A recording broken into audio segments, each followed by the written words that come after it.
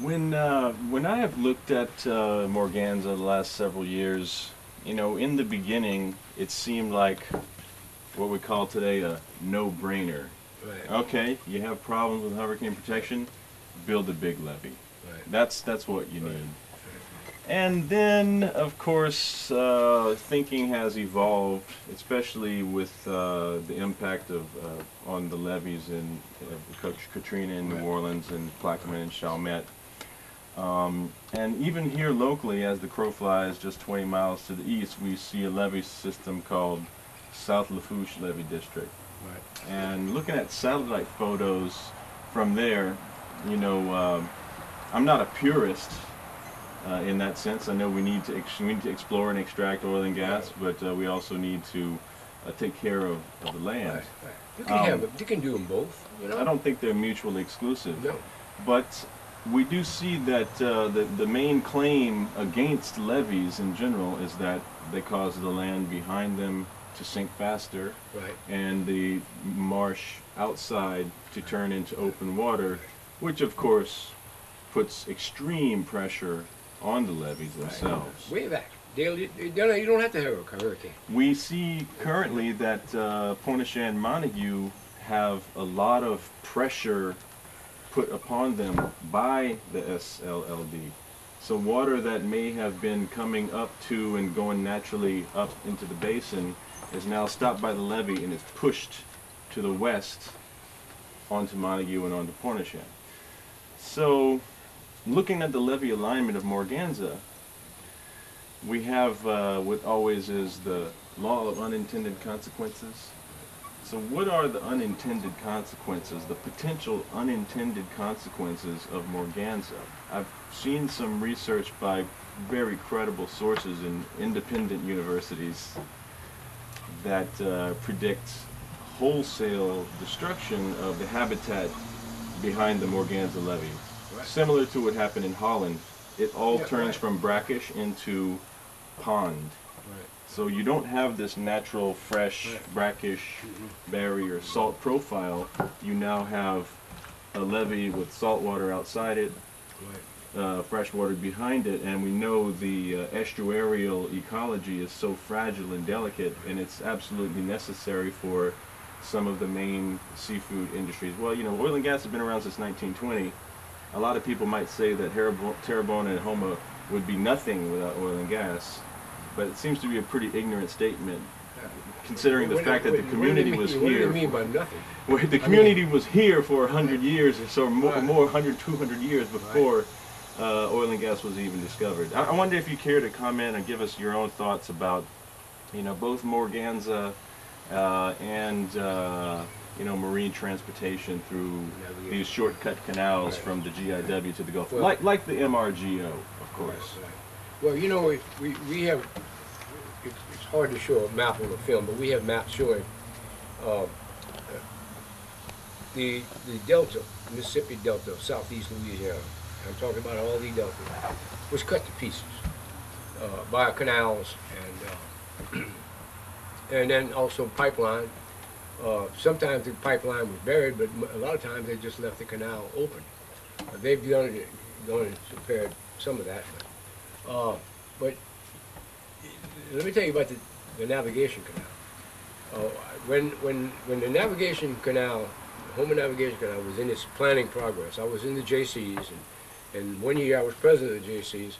So the Chamber of Commerce formed, wanted to get a committee of people from the local government and to go to visit the Houston Ship Channel to see.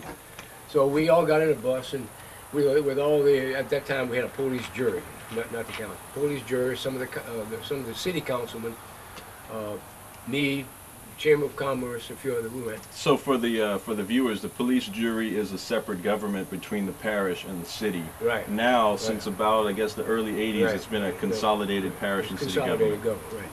But back then we had that. So anyway, we all went. It was a nice, fun trip, and I was young and naive. But when I got to Houston, we went out to see the navigate Houston Ship Channel, it's called. I went over there, and my face started burning, and my eyes were watering, and it was this toxic gas coming out of this canal. And when I saw it, it was the most horrible sight I ever saw. It had oil, it had dead dogs in it, it had, you name it. It stunk to high heaven. And so I forgot who I asked, but one of the councilmen, I said, we want this in Houma? You know? And then this guy from Houston, who was our guide, he said, well, you know, there's some good and everything. He said, all the troll boats along the coast around Galveston, said they bring their boats up here to kill the worms and the barnacles. They leave it here for a couple of days, and they don't have any barnacles or worms left in the hole. They don't have to go in the waves and all that. I said, well, you know, okay, that's the kind of. So that anyway, seems like a not a very useful well, benefit. that's when I wasn't too happy about the navigation canal, because I said, if it's gonna be like that, I mean, Houma. When I first came to Houma, it was one of the coolest little towns in the world. You know, I mean, you had. But anyway, so we got to talking, and you know, I had a degree in geology, and I studied the rivers and running water and all this. So we went to a meeting. I mentioned it to him. I said, you know, you're talking about a straight canal. I said, I know that's, you know, easier for shipping, but if you put some gentle meanders in it, it will help absorb some of the storm surge. It won't stop it. You'll still, you know, you'll still get, but it'll slow it down. And it'll also make it more scenic, which they couldn't, nobody cares anything like that. But, so and one of them said, no, we can't put bends in it, it'll take them longer to get there, we'll burn more fuel. So that was the first thing. I said, well, what about locks? And I said, well, we're gonna put the locks on. I said, you know, you ought not to open that thing up until we have locks on it. And some way of stopping it, because, I mean, you go there now, and you go into the Gulf of Mexico and look, and if you get high enough, you can see Houma. Straight shot. And this is an accident waiting to happen. I don't know if people realize it, but there's thousands of people whose lives are at risk right now. Had Rita taken a turn and hit between here and Morgan City, this probably would have been the worst natural disaster in American history. Well, you know, Mr. Southern, people in the Chalmette and St. Bernard area have been trying to get something done about their canal, the Mississippi River Gulf Outlet, which was 76 miles, dredged to a depth of 36 feet originally, for 45 years, since Betsy. Yeah. And many organizations, civic, political, conservationists, advocates had tried to get something done about that canal. And even in 2004, Mr. Junior Rodriguez stood in front of the Corps against the same typical Port of New Orleans shipping interests, and he said, look, you know, we need to stop worrying about dollars and cents here and start worrying about people's lives. Right. And that turned out to be a very prescient statement, because just in 2005, we know that I believe about 135 people in St. Bernard died in Katrina. Now, do you believe that if the same type of surge came up Houma Navigational Canal, which communities would be the most affected? Well,